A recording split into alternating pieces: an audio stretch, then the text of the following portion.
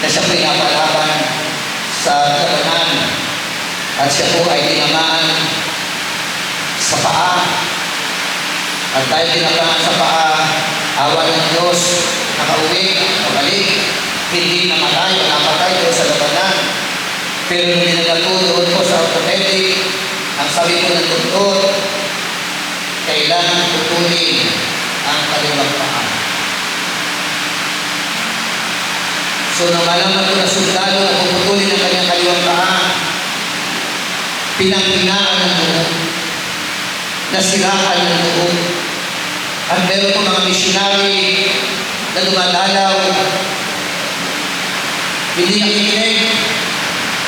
At nung minausap po na isang po pastor, yung po sundalo na ito, magtiwala ka sa Panginoon, isuko mo ang buhay mo sa Panginoon.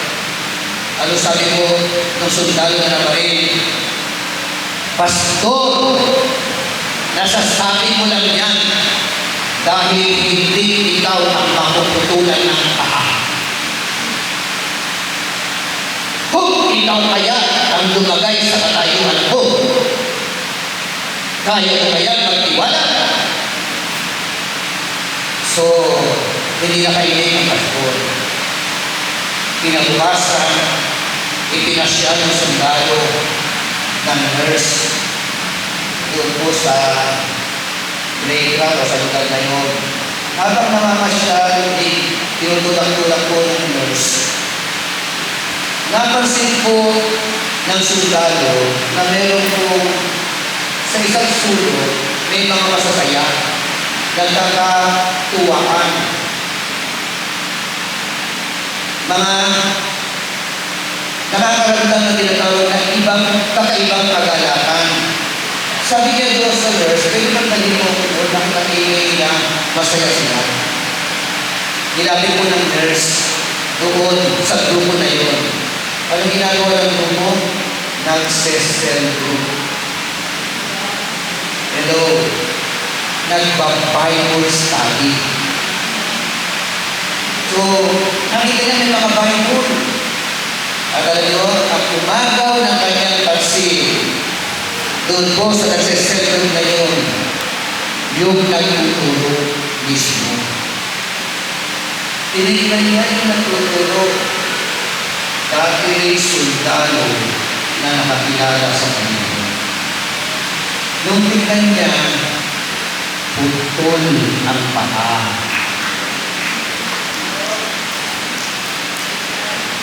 Hindi lamang sa paa, dalawang paa.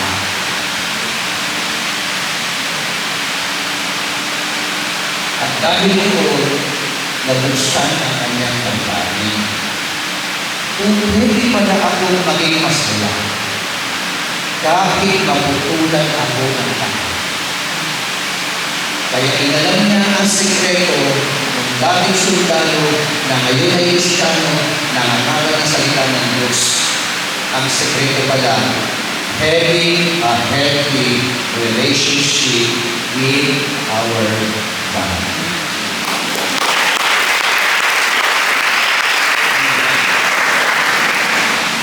Yun ang sikreto. Kaya kung gusto po natin maging masaya, be committed to our relationship with our God. Be committed in our serving to God. Be committed in our good character. At yung pinakahuli nga, be committed in trusting God. Trusting the quality or state of reliance. The quality or state of reliance. Yung kaya mong sumandal sa Kanya, kahit ikaw ay puno ng problema. Sabi nga, Daniel was very confident with his relationship with his God. Kumusta po tayo? Are you truly confident with your relationship with our God, with your God? May mga problema po din na nakaka. Kasi po, ang lahat ng problema ay iba-iba. Pero ang mabuting balita, sa kabila ng iba-iba ang mukha ng problema, maaaring financial, relational, social, mental, emotional, everything. Ang mabuting balita, meron tayong iisang Diyos. Isang Diyos na siyang makakatulong sa atin upang mapagtagumpayan natin, malagpasan natin anumang mga mabibigat at problema na ating pong kinakaharap. Magtiwala ka lang. Amen.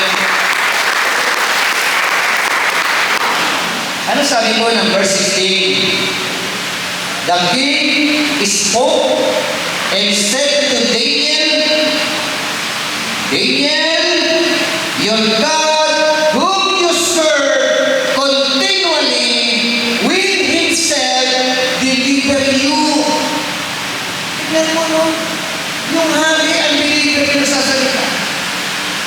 Nakita nila yung kakaibang buhay ni Daniel. Ang sabi ko ng hari kay Daniel, Daniel, your God, whom you serve continually, will deliver you. Ilang beses na po kayo tinulungan nito? Ilang beses na po kayo sinagdaw ng Panginoon? Ilang beses na po ninyo napatunayan ang ito sa pinagkikulan natin? Siya po ay buhay na gumagalaw at kumililos sa ating mga mabuhay. Kaya, kitang-kita rin yung hari. Yun mismo nagmula sa hari. At ano po nangyari? Pagdating po ng talatang 20, hindi po nakatulog ang hari. Napuyat ang hari sa kakaisip dahil sa kanyang degree na kung saan isa sa kanyang magiging nakawan ang inihagis doon sa iyon. Kaya ang sabi po ng talatang 20, when he had come near to the den, he cried out with troubled voice. Hello? He cried out with troubled voice. Sumigaw siya mula sa labas, doon sa loob ng kulungan ng mga leon. Ano sabi niya ulit dito? Daniel, servant of the living God, whom you constantly serve, delivered you from the lions. Daniel, lingkod ng kataas-taasang Diyos, kumusta ka na dyan? Iniligtas ka ba ng Diyos na iyong pinaglilingkuran? Gaano kaya matagal ang sagot ni Daniel? Natagalan ba ang sagot ni Daniel? Ang sabi po ng talatang 22, then this Daniel spoke to the king, O king, live forever. Nagulat siya. Ang isip niya, gula-gulanin na. Pulutan na sa loob ng kulungan. Pero, biglang may nagsalita. Bakit? May Diyos. Hello? May Diyos. May Diyos si Daniel. Diyos na may malaki. Diyos na may magagawa. Diyos na makapangyarihan sa lahat. Kaya mapakita ng mga himala. Kung magtitiwala ka lang. Amen. Kung magtitiwala ka lang. Kung hindi ka magtiwala, wala ka sa buhay mo. Hindi makakagaling na lang. Ito po. Sabi ko ni Daniel, okay, mahal na hari, mabuhay po kayo. Talatang 22, my God sent his angel and shut the lion's mouth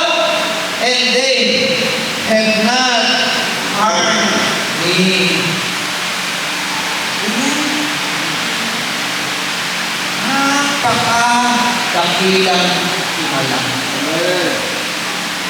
Himala na hindi mo inaasahan.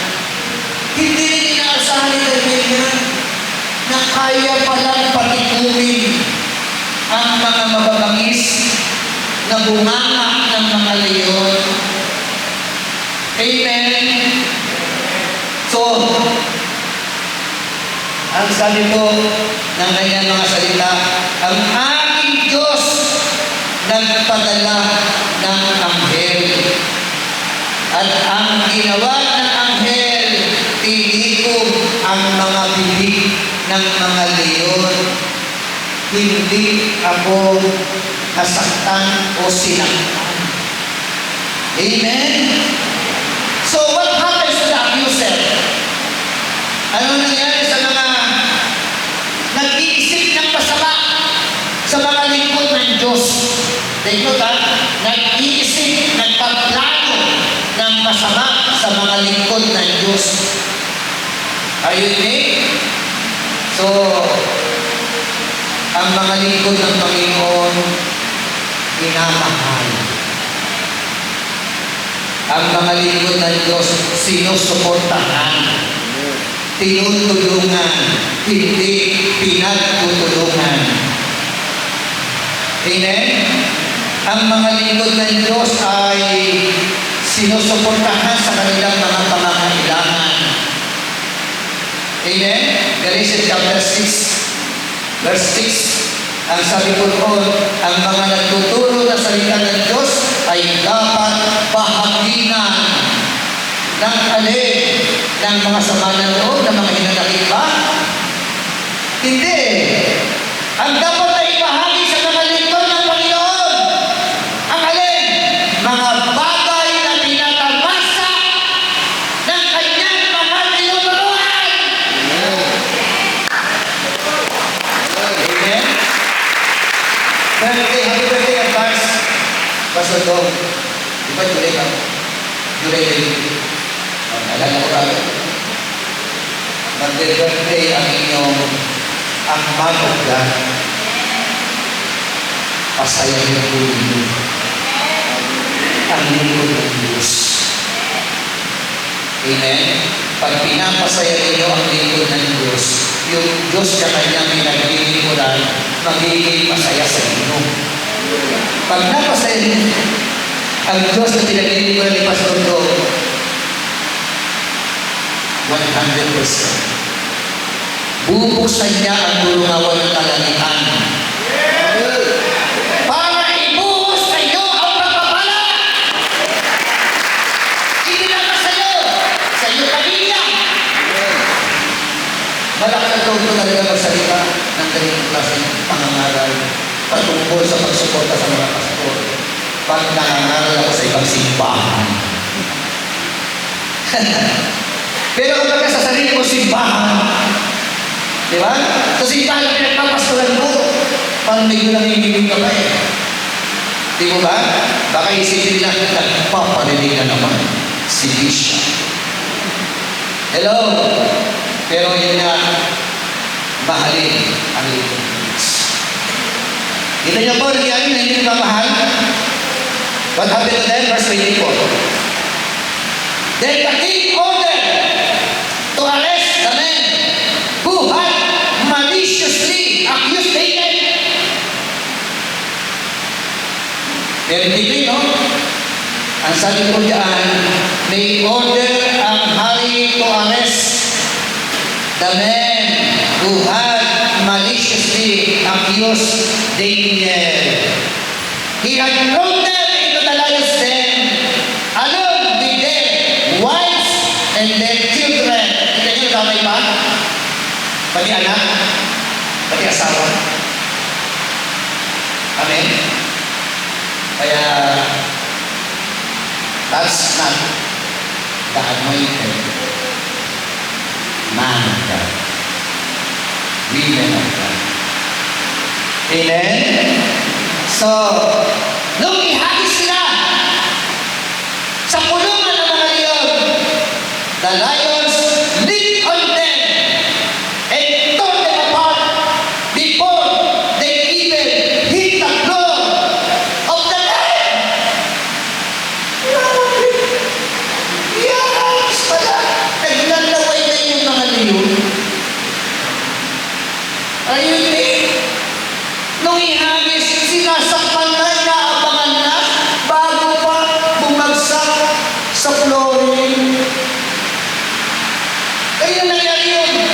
sa mga pasaway, sa mga kumakalaban sa lingkod ng Diyos. Sasakmalin, gugutay-gutayin ng Diyos. Amen. Conclude ko na, pinag-usapan po namin. What happened to Daniel? Na nakita po natin, consistent, having a good character, consistent sa kanyang pagtitiwala sa Panginoon, consistent sa kanyang paglilingkod sa Diyos. Verse 28 and 29, ito po ang sabi ng hari, I make a decree that in all the dominion of my kingdom, men are to fear and tremble before the God of Daniel. Amen? Hindi ka mo na-comfort? Amen po ba? Dahil nakita niya, makapangyarihan ng Diyos ni Daniel. At sa talatang 20 siya, so, this Daniel enjoyed success in the reign of Darius and in the reign of Cyrus the Persian. Ulitin ko po yung unang saklong. So, this Daniel enjoyed success. Sino po rito yung gusto mag-enjoy ng success? Sino po rito yung gustong maging matagumpay ang buhay? Katulad ni Daniel, tatlo lang ang pinag-usapan po natin. Be consistent for your good character. Be consistent. Confidence to our God. Serving God. Patuloy-tuloy po yan. Be consistent on trusting our God. God bless po. To God only the glory.